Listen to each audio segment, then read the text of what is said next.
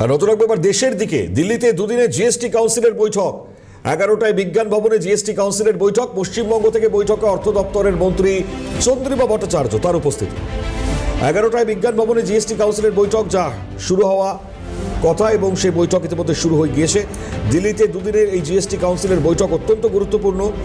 পশ্চিমবঙ্গ থেকে বৈঠকে অর্থ দপ্তরের মন্ত্রী চন্দ্রিমা ভট্টাচার্য তিনি উপস্থিত এবং করের বোঝা কমানো নিয়ে বেশ কিছু সিদ্ধান্ত এই বৈঠকে হতে পারে এমনটাই মনে করা হচ্ছে।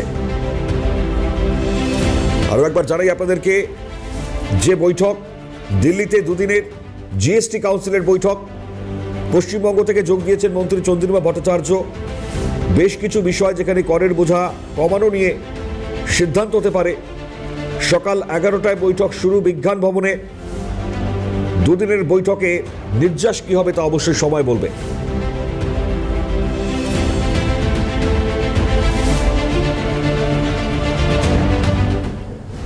আরও একবার জানাই, পশ্চিমবঙ্গ থেকে যোগ দিয়েছেন মন্ত্রী চন্দ্রিমা ভট্টাচার্য। দিল্লিতে দুদিনের জিএসটি কাউন্সিলের বৈঠক সকাল 11টায় বৈঠক বিজ্ঞান ভবনে শুরু। বেশ কিছু বিষয় নিয়ে করের বোঝা কমানো নিয়ে সিদ্ধান্ত হতে পারে। ইন্দ্রাণী রয়েছেন আমাদের সঙ্গে, আমাদের প্রতিনিধি। ইন্দ্রাণী, বৈঠক শুরু হয়ে গিয়েছে, আপাততভাবে কি জানতে পারছো?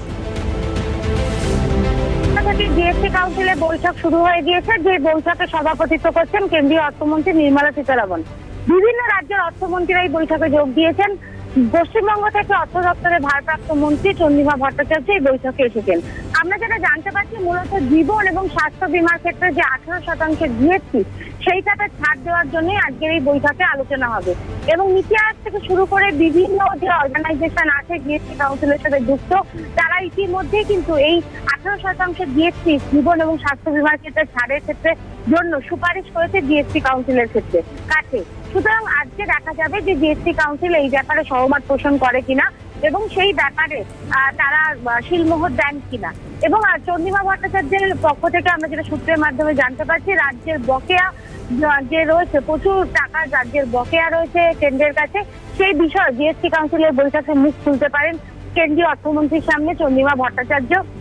এবং তিনি এছাড়াও রাজ্যের বিভিন্ন যে জিনিস আছে, যেগুলো রাজ্যের উৎপাদিত দ্রব্য, যেগুলোতে রাজ্যের জিআই ট্যাগ আছে, সেইগুলোর উপরও জিএসটি কমানোর আবেদন করতে পারেন কেন্দ্রীয় অর্থমন্ত্রীর কাছে, জিএসটি কাউন্সিলের কাছে বলে আমরা সূত্র জানতে পারছি।